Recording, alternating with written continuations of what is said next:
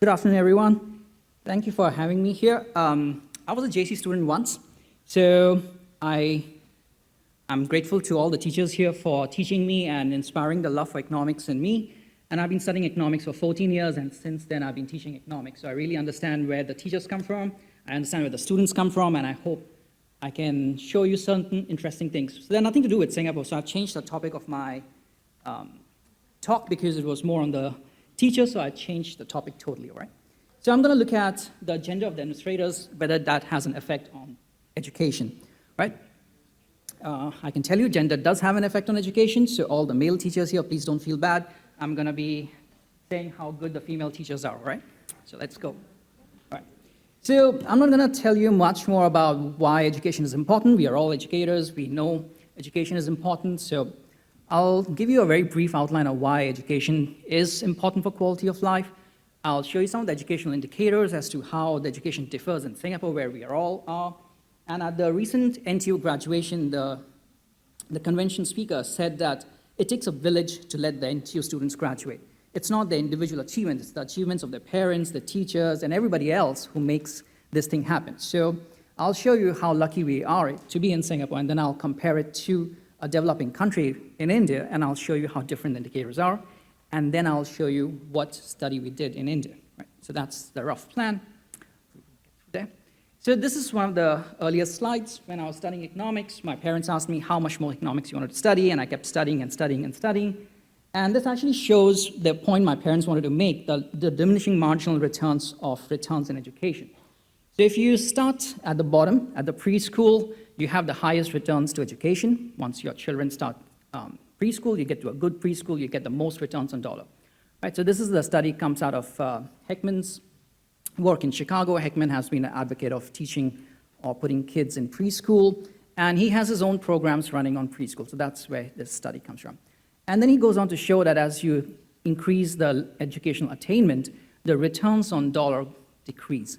Eventually, I think where most of us are at the school level or at the university level, the returns to education are the least. So if you have children, please put them in good preschools. If you are considering preschools, select a good preschool. It really makes a difference. Right, so now let's look at how does it matter, how does it work. So I'll show you how early education is linked with wage earnings and college education. Earlier, Prof. Nick made a point that we do not know what we want to measure. That's sadly true in case of education as well.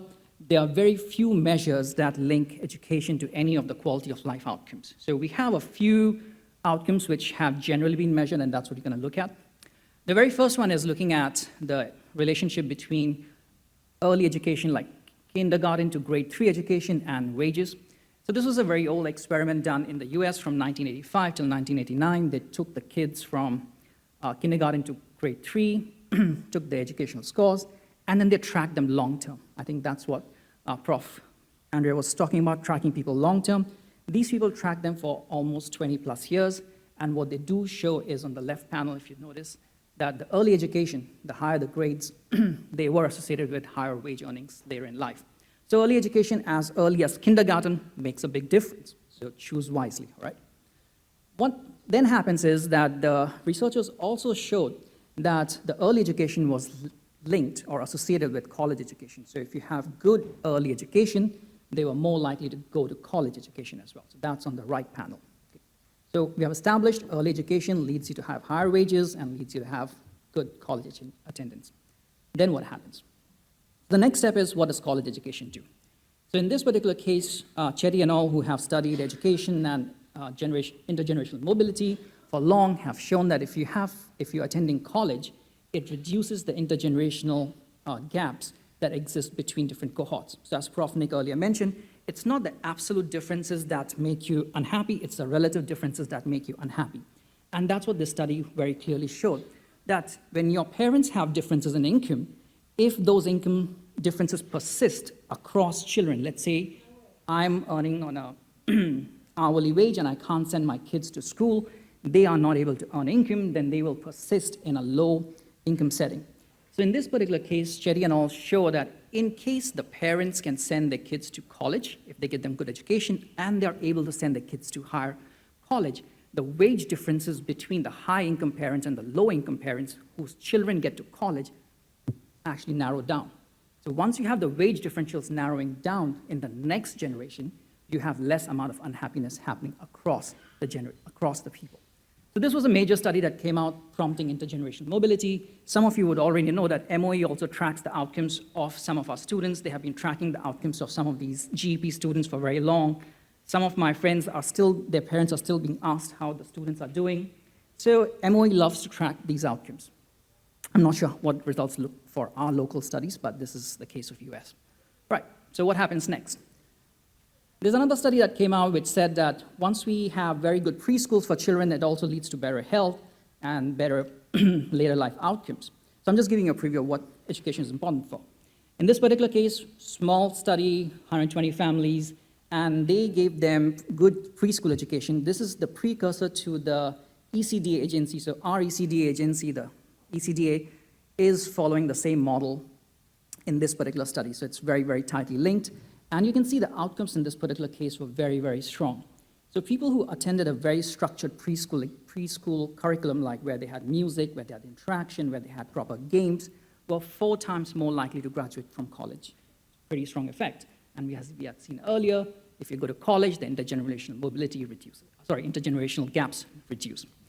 They also found that these kids who had gone to a structured preschool were more likely to be employed. So 42% were more likely to be employed. And they had a first child that was later in life, so 1.8 years later. Some of us in Singapore will think 1.8 years does not make much of a difference, but in the case of US, they're looking at the case in control group where the first child was born was 20. I teach in economics in NTU, and I asked my 20-year-old students, do you think you can handle a baby? Do you think you can change diapers 5 times a day and still study? So obviously 20-year-olds do not know how to change diapers, and they can't handle a baby. They can't handle the cost of a baby. So in this project, if you can push the age at which your first child is born to just 2 years where you can complete college, get employed, have financial resources, do send your kid to a preschool. It will not only improve your life, but your kid's life as well. So there's a long 3-generation effect that's happening across these studies. And the last bit that Lee Kuan Yew was very focused on, Lee Kuan Yew was very much against welfare payments. He said, if we give welfare payments, it breeds a culture of welfare payments. And this is where the study comes truly. It says that children who went to good preschools are less likely to be on welfare. They're more likely to be motivated to find jobs themselves and hence do better in life. The bottom chart, if you can see clearly, I can't see from here, shows that the health of the children who attended preschool was also very good. It's almost all the indicators that could be measured were measured, and it showed that children were doing really well. All right, so the very last bit was on mortality. So we know health is doing well, mortality as well. So David Cutler, who has worked a lot on health economics and education, also shows that children who were educated and shows the mortality by years of education. So you can track how many years of education you have had on the left side and see how much your mortality is supposed to go down, because you now understand all the material that were presented in the lecture just before. So you will know what supplements to take, whether to take them or not, and you can understand the literature much better by knowing the information. So we have established that education is good. Now let's look at how good the education is in Singapore. So this first one, this is the education in Singapore, the enrollment rates. As we can see, this is the primary school enrollment rate, because my study is about primary school enrollment. Primary school enrollment is pretty high. We have about 32,000 children in schools. That's pretty good. Next one is the completion rate, thanks to all the teachers. The primary school completion rate in Singapore is almost 97%. So almost all the kids are graduating out of primary school, moving on to secondary school or to other education. Right. So this is just setting you the background. The next one is the primary school, the teacher ratio. We have about 14 students to 1 teacher, very resource intensive, or very good for the students actually, that you only have 1 teacher and you're competing with 13 students, so that's a pretty good ratio. Now let's bring you to India. Okay, so this is where the study was done. This is the gross enrollment ratio, or the number of students that are in each class. Now you would be surprised, the gross enrollment ratio is more than 100%. That's the case because how the gross enrollment ratio is measured is looking at the number of students of that particular age that should be in the class or are not in the class. So you could have people who are 14 years of age are now still in primary school. So that's how the gross enrollment ratio could go above 100%. Right. So as you can see, the gross enrollment ratio in the primary schools on the left-hand side is pretty high. It's about 100% because Quite a number of young children are being put into school early because parents think that that's the way to go. And some of the old age children are not being able to progress from the primary schools into the secondary schools, so they're staying back into the primary schools as compared to the 97% we saw in Singapore. What you see as we move towards the right-hand side, that the gross enrollment ratio declines very rapidly. So the progression rate or the students completing education is not there. And we know from the evidence earlier that students should be completing education. What happens that? There's the educational completion rate. In Singapore, we had 97% of the people completing primary school, moving on to the next vocation. So about 7,000 students were dropping out. In the case of India, only 93% of the students complete primary school and move out. So that's about 8 million students. 8 million, that's double the population of Singapore. That's 8 million primary school students drop out of primary school and do not do anything after that. Imagine the amount of GDP loss we're looking at because these students are not going to do anything. So they're not going to contribute to the economy, or the health is not going to be good, or all the things that I showed earlier, that's not going to happen to these children. So that's the scale we're looking at. All right, what's the student-teacher ratio? In the case of Singapore, we had 14 students to 1 student in primary school and 12 students to 1 in secondary school. In the case of India, it's double. It's 26 students to 1 kid in primary school. If you think that handling 14 students of primary school kids is difficult, I find handling 2 of my primary school going kids very hard. Imagine handling 26 students in a class, how difficult it would be. Right, so I'm showing you the differences in infrastructure, differences in the students moving on and so on and so forth. The very last one is about how good the infrastructure is in school. So in this particular case, the schools were measured on whether your school has drinking water access. Not all schools have drinking water access. They were looking at whether the schools had girl toilets, whether they had boys toilets. We know that toilets are important for girls. Once they are in the menstruation stage, they need to go to schools. If they do not have a toilet, they will skip out of school. So there were multiple indicators on which the schools are ranked, and then you can see how badly some of the indicators are in some of the schools. So that's the background of the schooling system. Now let's see, what did we do? We wanted to study that if you have a female administrator coming into a district, then whether they will do better in schools or not. So in the case of India, let me go back. We were looking at these administrators who are in charge of all the policy within a particular district, and we wanted to see whether change from a male administrator to a female administrator does improve the education or not. That's what we are looking at. Now, there's a long literature which looks at women being better than men in lots of scenarios. I think some of the talks early in the morning also spoke about this. There is a pretty long literature which says that women politicians do spend much more money on public goods. So we all know the definition of public goods. And women politicians also spend much more money on things that matter to their population, like healthcare and education. So that was true as well. The very interesting one was the women being a role model. If you see a woman politician, women tend to look at the role model and feel that I can also achieve that. So I think Prof. Sumit spoke about the glass ceiling. Selena spoke about the glass ceiling, playing golf. I think if you see more leaders, I think that also pushes people to achieve more things. Right. There were quite a number of effects as well. It improves education, it improves good health. So once you have female politicians, it does all of this. Right? And there's also a bit of gender equality that comes to it. All right, so what did we do? We picked up administrator data from India. So there are 723 districts in India. So this is the map of India. There are 723 districts. The entire India is divided into these small districts, and each of those districts is headed by an administrator.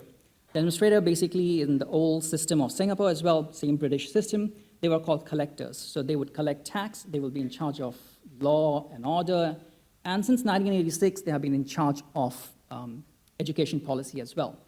We went and collected the CVs, or the curriculum vitaes, of all the district administrators from 2005 till 2019 from the ministry's website. So these things are publicly available. We downloaded, we cleaned them up, and we collated that data. We matched them to the school data. So unlike here, we were able to get the school data from the Ministry of Education. We downloaded the entire data files from 2005 till 2017. Very detailed data files on every school in every district, how many children were enrolled in each school, what were the passing rates, what were the teacher information, how many male teachers, female teachers, the level of education of each teacher, We even had the different religions for the children, for teachers. We had even names of the principals, so we could match the principals. In the case of Chinese people, you have whether they're Hokkien or whether they're Cantonese. So similarly, India has the caste system. So we could match the principal's caste with the teacher's caste and so on and so forth. So we picked up data from almost 250,000 primary schools from India from 2005 to 2017. Right. We merged the two data sets, the administrators from the districts and all the schools in those districts, and we came up with a list of questions. And we wanted to see whether having a female administrator leads to any benefits in enrollment. Okay. So let's see what happens.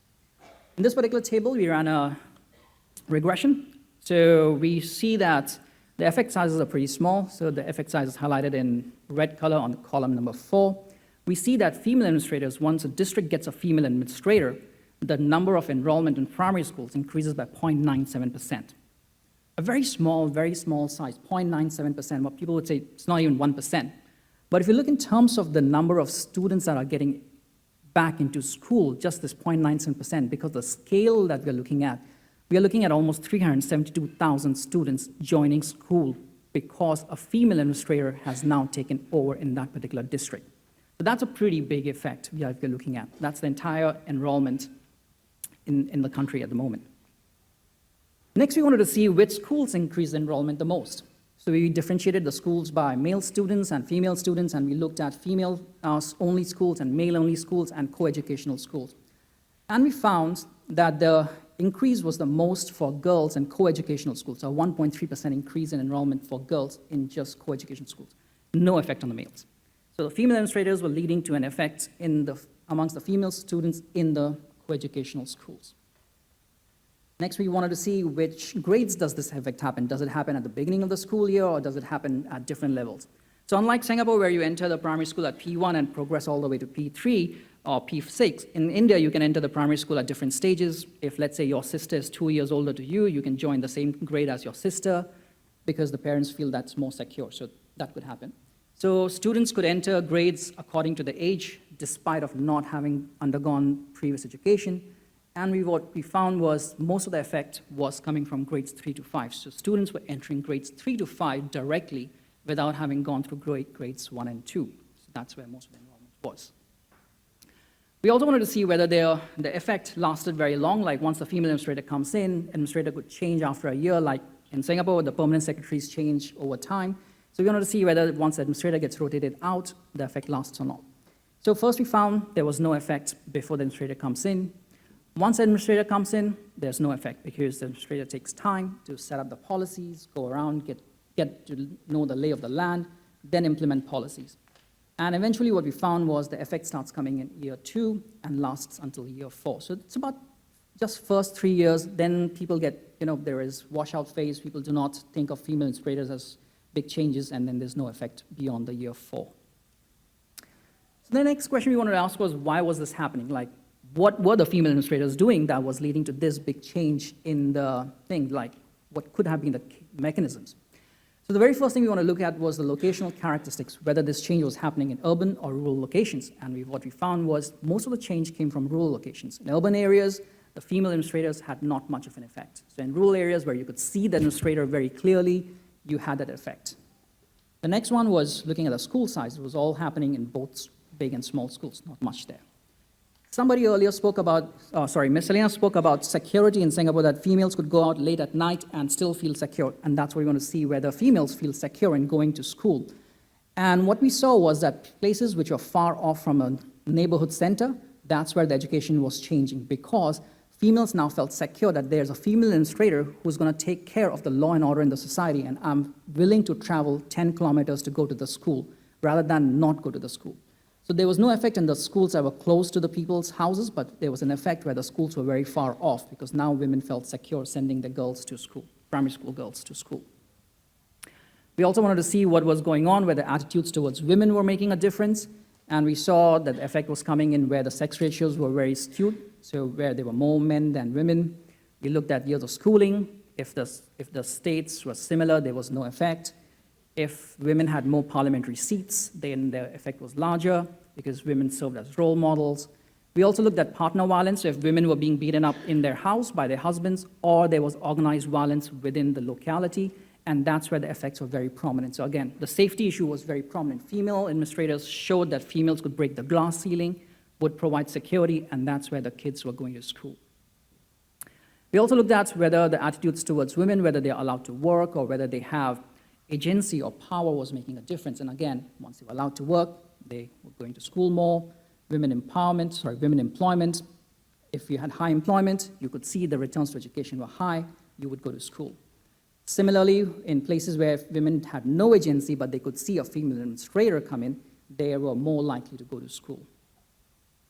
So the last bit was whether the school administrators, actually the female administrators, made any changes to the school system itself. Like we saw that they made an effect to the law and order in the society. They had a role model effect that students could see them at the prize ceremonies, at different inspections, and could believe that they could get to school. So lastly, we want to see whether they made an effect to the school infrastructure. And we also saw that the female administrators do make an effect at the school infrastructure level as well. So what we have divided the schools into different quintiles based upon the school enrollment size, because small schools, it's very difficult to build a toilet, whereas large schools will already have some toilets, so we divided them into big bins. And we saw that female administrators were more likely to build toilets for female students. They were more likely to get medical checkup done for students in schools as well, something that we take for granted in our local schools here. My son's school has a dentist on call, not about just medical checkup, they have a dentist on call. So in this particular case, medical checkups are important because there's no other medical facilities. Students go for midday meals as well because they are provided free meals in the schools. Female teachers are also very important in changing the teacher quality. So once the female administrators come in, they employ more graduate teachers in schools and primary schools to teach, so the teacher quality was going up. And lastly, once the female administrators came in, they were also more likely to encourage the teachers to use the teaching and learning materials, whereas the male administrators were not doing all of these things. So hence, the female administrators were more likely to improve the education. The question is it always that good? What we found was, very interestingly, there's a dark lining to the silver cloud, that once you had these marginal students who were sitting at home from grade 1 to 2, like according to the age, they were sitting at home but not going to school, once they suddenly plonked into the school at age grade 3 or grade 4 or grade 5, they're not able to cope up with the syllabus. So the failure rate of the students from grades 3 to 5 also went up. So enrollment went up, but the failure rate of these students who were just sitting there not being trained properly also went up. But it was not a statistically significant increase, so not so much to worry about, but just to have that caution in mind that it's not always good to just go directly to grade 4 if you are not prepared from grade 1 to 4. So eventually what we are showing is that education is definitely important for short-term and long-term goals, and that education attainment could be modified by administrators. The quality of administrators, their orientation matters. They can change, they can play a big role in affecting the quality of life for the students and their subsequent generations. And we do find most of this effect is coming for female students. Right. So thank you. I hope that will change some of our administrators' thinking as well.